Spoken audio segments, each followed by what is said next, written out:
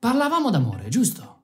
Di attrazione, di infatuazione. E per chi se lo fosse perso, ecco il link per capire come conquistare il partner giusto. Ora, aspettavate la seconda puntata, ma qui siamo caotici e istintivi. Per cui ne è uscita una sorta di spin-off, via. Stessa macro area, ma a tema ancora più interessante. I sapiosessuali. Detta così sembra già una cosa contagiosa o infettiva. E potrebbe essere che guardando questo episodio vi scopriate positivi. Addentriamoci. Sei sapiosessuale se la caratteristica sessuale più importante per te è l'intelligenza. Sì, anche più importante dell'aspetto fisico. Fermi, non fate tutti i sofisticati ora. Certo, all'intelligenza ci tenete tutti, ma dire che ti attiri di più dell'aspetto fisico è uno statement importante. Andiamoci piano. Qui si parla di estremismi. Lo sei se speri che il tuo partner ti dica cose molto importanti come l'equazione di Schrödinger mentre siete a letto. Se vuoi che ti parli di Cartesio al primo appuntamento. Se nel clou dell'amplesso urlate "Urrà!" al decollo del missile Falcon 9. Sarebbe divertente se fosse cosa contagiosa. Ma è davvero un termine che differenzia certi tipi di persone? O siamo davanti all'ennesimo tentativo di etichettare tutto? Un secondo che recuperiamo gli ultimi maschietti finiti nei siti porno per vedere se esiste la categoria. Esiste? Il termine è stato coniato dal signor Darren Stalder, mentre dopo aver dormito troppo poco, guidava verso nord da San Francisco nell'estate del 1998. Non sappiamo cosa c'entri il fatto che guidasse verso nord, e nemmeno che rilevanza abbia lui, dal momento che è un comune ingegnere da Seattle. Ma ecco, tutto parte da lì. Il termine rimane in sordina fino al 2008, quando una scrittrice erotica, Kaya Silkenvoice, lo cita in un suo libro. La penetrazione nella società arriva con l'avvento dei social e nel 2014 OkCupid, un sito di incontri, aggiorna la sua opzione orientamento sessuale aggiungendo appunto sapiosessuale. Un secondo che attendiamo quelli che stanno correndo ad aggiornare il proprio profilo su OkCupid. Fatto sta che la cosa ha avuto un'enorme approvazione tra gli utenti. Ad oggi sono circa 9.000 gli iscritti che hanno deciso di identificarsi così e man mano che cresce l'interesse crescono i servizi. Un'app chiamata Sapio Intelligent Dating consente ai sapiosessuali di incontrarsi tra loro. Un secondo che... Ecco, scaricata? In sostanza i sapiosessuali considerano l'intelligenza un tratto fondamentale per intraprendere una relazione, anche solo sessuale. Secondo un recente studio australiano sono circa 8 persone su 100 ad avere questa predisposizione tra i 18 e i 35 anni. In un mondo basato sull'estetica e l'apparenza, dove un lato B vince a mani basse sulle sinapsi, sembra che qualcuno possa eccitarsi in presenza di un individuo particolarmente intelligente. Questa cosa ha incuriosito Gil Gignac, un ricercatore australiano che ha voluto interrogarsi sulla reale esistenza di queste persone. Molti studi hanno dimostrato che l'intelligenza è tra le caratteristiche più importanti nella scelta di un partner. Ma Gilles dubitava che alcune persone potessero cercare partner particolarmente intelligenti come aspetto primario. Insomma, siamo animali. Su via. Un bel fisico. Mosso dal fatto che il termine sapiosessuale non fosse ancora analizzato scientificamente, nel 2018 Gilles sottopone 383 adulti ad un questionario per identificare le preferenze in fatto di relazioni. E dai dati raccolti emerge che siano 4 le caratteristiche principali e attitudinali del partner perfetto. Al primo posto mettiamo la gentilezza. Prego, prima lei.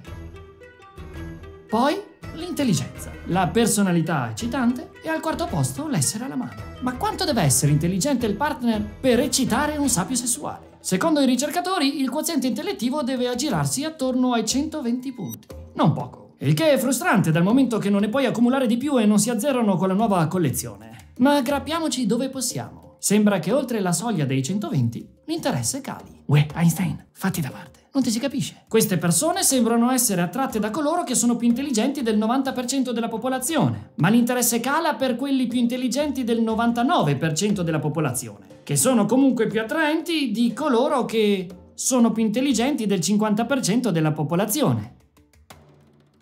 Mi sono perso.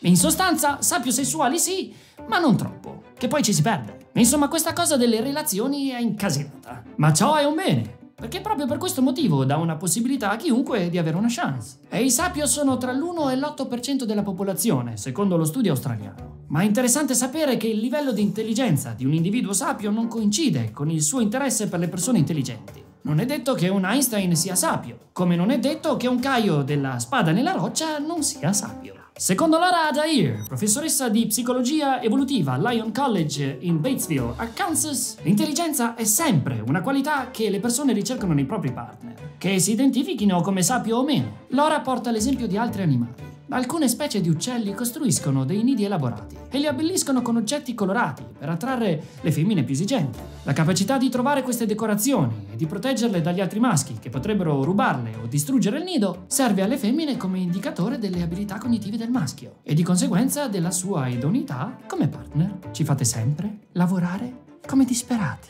Laura pensa che possa in parte esserci un motivo per cui la sapiosessualità si stia propagando. E la cosa potrebbe avere a che fare con il fatto che la linea che separa la cultura nerd da quella mainstream si stia facendo sempre più sottile, ovvero quelli che un tempo erano interessi di nicchia, riservati a persone più introverse o nerd, come i fumetti, i film, le serie TV, la Star Wars e il Trono di Spade, sono diventati parte della cultura di massa. Sì, le spade laser sono Star Wars e non Star Trek, e sono due film e culture nettamente differenti tra loro.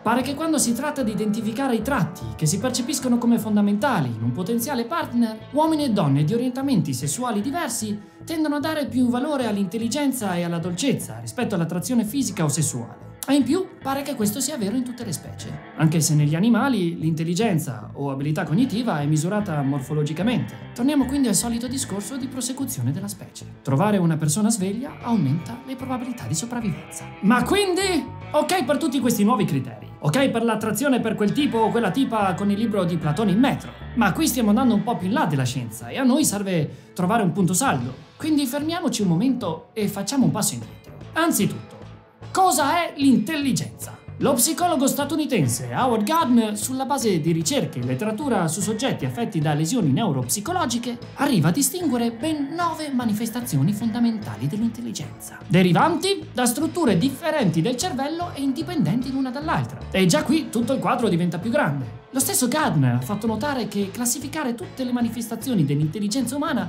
sarebbe un compito troppo complesso. Considerato che questo è solo un filone della ricerca nel campo, potete capire che è un discorso che continua ad evolvere senza una vera conclusione. Quindi forse è meglio frenare con il termine sapio. Entrano in gioco criteri personali di ognuno. Non significa più nulla. Svisceriamo un'altra questione. Perché quando si parla di scienze sociali e non di calcolo differenziale, le opinioni hanno il loro giusto spazio e sono molte di più. Mentre alcuni di voi stanno mettendo il tag sapiosessuale su OkCupid, altri stanno pensando che forse questo è solo un modo narcisista per dire io sono meglio degli altri, cerco cose più profonde. In fondo poi, se fosse il tuo orientamento sessuale, dovresti essere attratto da qualunque essere di qualunque genere. Orientamento o cosa? Basta che corrisponda al criterio di intelligente. Un giorno potresti innamorarti di qualcuno del tuo stesso sesso, o del sesso opposto, o di un senza sesso. Ma Alexa? Purtroppo non trovo la risposta alla domanda. Ricordate quando ho chiesto se fosse solo un modo per etichettarci? Ecco, il mio pensiero. Sono qui a parlare di persone che vanno in giro a chiedere di uscire solo con chi ha tatuati alcuni versi della Divina Commedia. Ma in realtà tutto è nato da un'altra cosa. Ho sempre desiderato trovare un termine per definire quella situazione in cui sei con qualcuno, mentre in mano sorseggi un buon vino, magari c'è anche la musica giusta. E partono quei discorsi infiniti sui massimi sistemi, che ti portano a parlare fino all'alba e ad altre bottiglie di vino. E lì si crea quella magia, quella vibrazione. C'è un'attrazione diversa, anche se non è cambiato niente, tranne il vino. Attrazione non per forza sessuale o che debba sfociare in altro, Solo qualcosa che ti connette profondamente con chi stai condividendo quel momento. Avrà un nome questa condizione? Possibile? Ed ecco che trovo il termine sapiosessuale e scopro che non vuol dire assolutamente nulla di tutto ciò. Però, oh sì, c'è un però, è proprio con questa ricerca sbagliata che ho trovato forse una risposta più bella. Nella vita non ci sono errori, solo lezioni, diceva Vic Johnson. Perché questa situazione che cerco di spiegare, definire, dove particolari discorsoni creano atmosfera, che crea attrazione, quello si chiama solo esseri umani. E anche io ho dovuto scontrarmi con il fatto che non ci fosse una definizione, un nome, un'etichetta per capirlo. Perché la figata è questa. Non è che se la parola sapiosessuale diventa un termine mainstream, allora non proviamo tutti certe cose nei confronti dell'intelligenza. Anzi, quel piacere che proviamo a condividere tutti i casini che abbiamo per la testa con qualcuno, per capire i nostri limiti, per venirne fuori con qualcosa, lo proviamo proprio per le più basilari leggi di attrazione. E magari l'intelligenza è anche andare oltre tutte queste definizioni, no? Magari è solo lasciarci liberi di essere ciò che siamo senza che un test ci spieghi quali siano le caratteristiche adatte per trovare il nostro partner. Siamo tutti sfaccettature di infiniti modi di vivere. Etichettiamo, va bene, ma fino ad un certo punto. Che ne dite?